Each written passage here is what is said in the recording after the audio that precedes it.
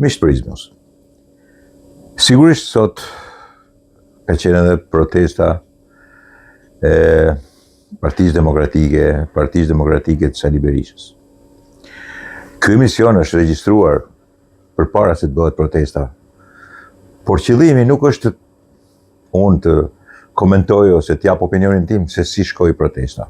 Uroj këtë shkuar normalisht.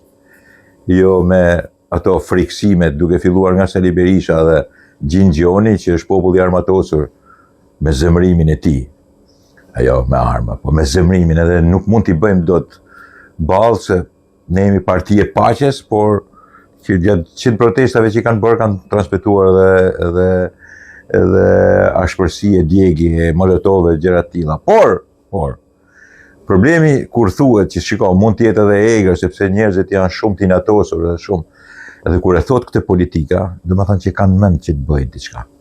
A do të jenë zot dhe do kenë mundësinë, këtë nuk e di, sepse sigurisht ju thash që protesta fillon në 6, kurse unë e kam regjistruar përpara. Unë duhet merrem me një problem tjetër. Kush po proteston? Dhe nuk e përmenda kot Gjingjonin. Gjingjoni është një nga ato të famshmit gjyqtar, të emëruar i Sali Berishës, politik, kuptohet, kur del deputeti Sali Berishës, se çfarë gjyqtari ka qenë ky. Që mori, kur u akuzua dhe kur do dilte, përpara pastërtisë morale e tij, mori lejen e barrës në vend gruas. Dhe sigurisht janë disa prokurorë dhe ushtarak dhe gjyqtar ke partia e Sali Berishës që kanë dalë deputet. Pra, imagjinoni se çfarë gjyqtarësh, prokurorës dhe ushtarakësh kanë qenë këta, kur nesërmen e tyre dhe po aftësinë e tyre normalisht profesionale e kanë tash si deputet, si aftësi të jashtëzakonshme profesionale deputetëve të Sali Berishës. Kush kërkon tash drejtësi, kush akuzon dhe kush populli shkon brapa. Dhe kjo shpjegohet shumë lehtë, jashtëzakonisht lehtë. Nuk ka gjë që akuzohet majoranca e sotme për korrupsionin, për vjedhje, për grabitje, për tendera, që nuk i ka bërë Sali Berisha me të tijet në 2013 kur ra në ato që quhen 1 milion shoplaka. Asgjë prej tyre. Si korrupsionin e rrugës Kombit që nuk e mbaroi kurrë, vodë dhe minerali, si korrupsionin e tuneleve, të krabës të parë dhe të rrugëve, që i bëri për faqe të zezë, si gënjeshtrat me 10.000, 12.000 kilometra. Imagjino, janë 1.200 kilometra, vazhdojnë të tonë 12.000 kilometra. Janë mësuar të gënjesht se i besojnë vetëm majmunati i tyre. Është elementet elektoral të tyre besojnë se Sali Berisha ka ndërtuar 12.000 kilometra, 10.000 kilometra. Kur ata që i kanë bërë rrugën thonë janë 1.100, 1.200. 10 herë më tepër, sepse kështu janë gënjeshtrat e Sali Berishës. Sot Sali Berisha thot 3.000 apartamente, 300 apartamente e Ballukja. E kush e thot? Ky që akuzohet për apartamentet e 21 dhjetorit dhe klubit Partizani, bashkë me dhëndrin e tij. Thot 50 milion kanë vjedhur. Imagjino bilancet e tyre. Kanë vjedhur rrugët, thot imagjino bilancin e rrugës Kombit dhe rrugëve tjera që i lanë rrugëve. Që nuk ndërtuar nuk kanë inauguruar asnjëherë rrugën Milot Thuman. Asnjëherë. Nuk kanë shku sepse ajo ka lindur e vjetër. Ka lindur e shkatruar. Si ka mundësi që ty besosh njerëzve të korrupsionit, kur për korrupsion është hedhur nga Sali Berisha një fshat në erë, kanë vdekur 26 veta. Mos ishte gjë pjesë jo korruptive. Korrupsion që kishte lidhje dhe me Pentagonin, dhe me tendrat e Pentagonit. E asaj kohe. Prandaj është edhe vështirë ta zhbirilos sot, të bësh akuza, sepse sigurisht është edhe pjesë e korrupsionit tyre që ata e kanë hetuar, janë dënuar njerëzit atje. Këtu që ne vazhdojnë t'japin edhe leksione demokracie. Sali Berisha, i biri dhe ish ministri i mbrojtjes.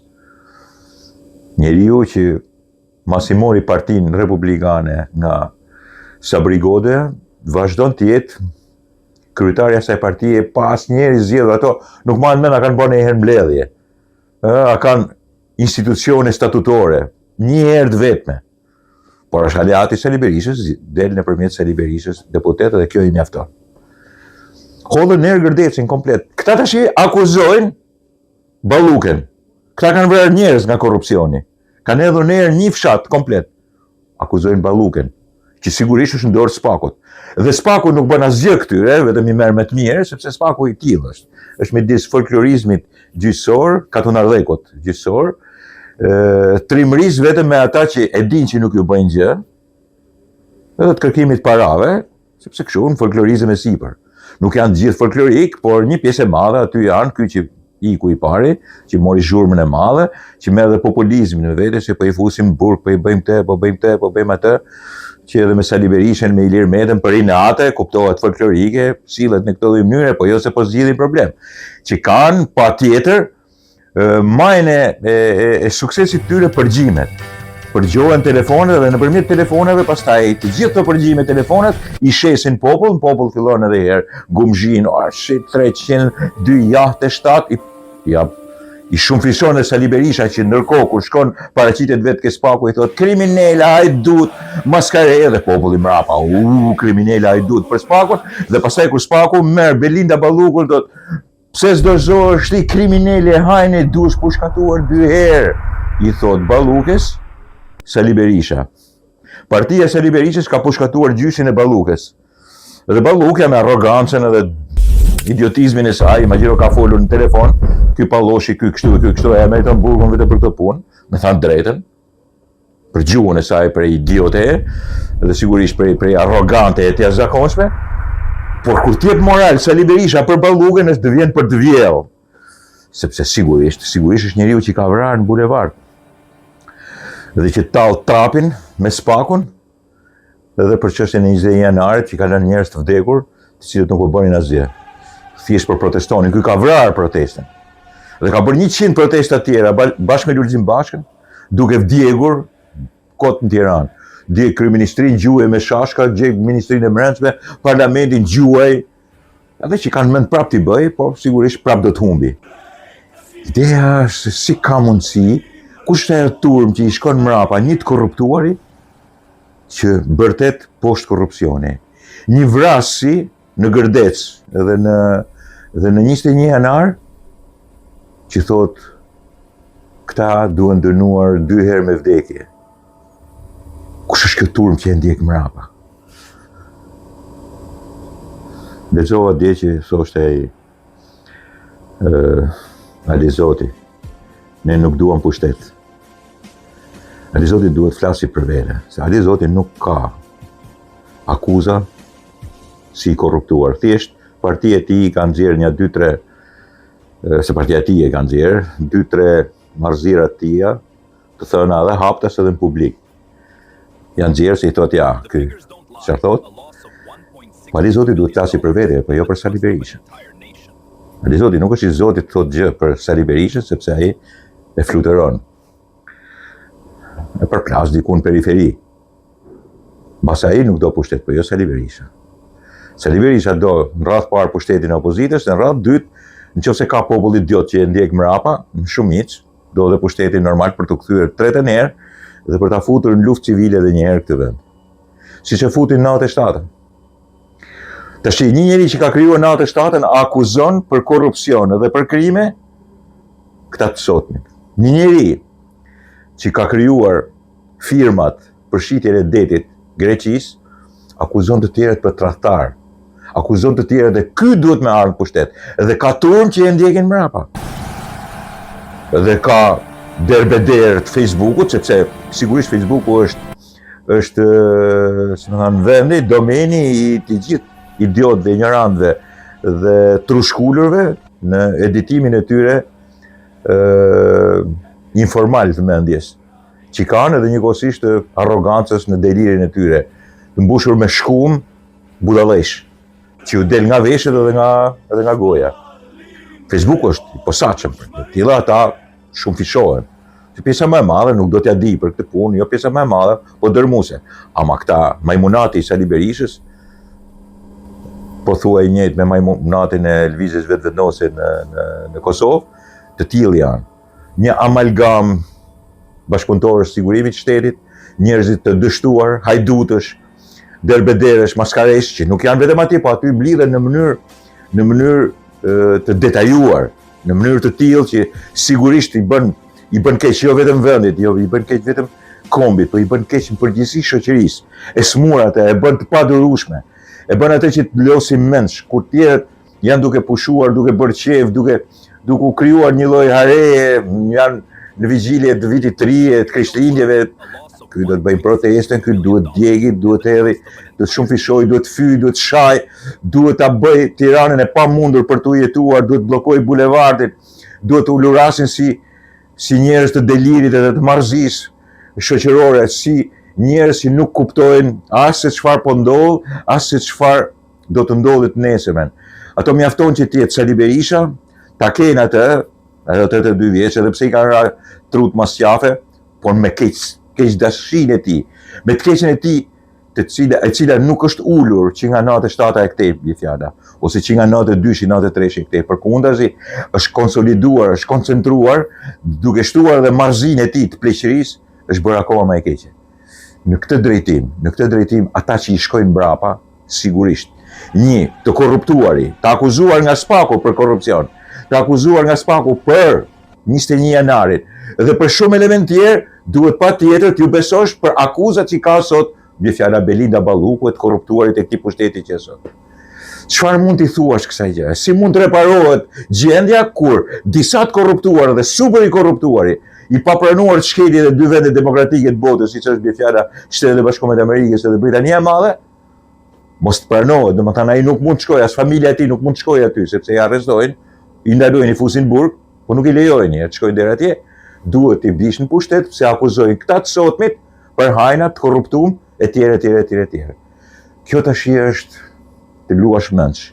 Dhe kjo është luash mendsh kur shikon edhe i tjetër aty që e ka emrin Adriatik Llapa, kështu thot Spakut Viktor Gjustis, cili i kalon afër një artist, e merr, bën një fotografi, ai lutet, mos ma përdor politikisht, ai ja përdor pabesisht politikisht, dhe pastaj lind edhe konflikti, sepse tipi i tillë është produkt i marrëzisë madhe, jo të politizmit rural edhe folklorik, po të një gangsterizmi, deliri politik që prodhon shokët e Adriatik Llapa, edhe një pjesë që i ka grumbulluar aty, që i ngjajnë në shumë veprime edhe vetëvendosjes dhe nuk e përmendi kot këtë.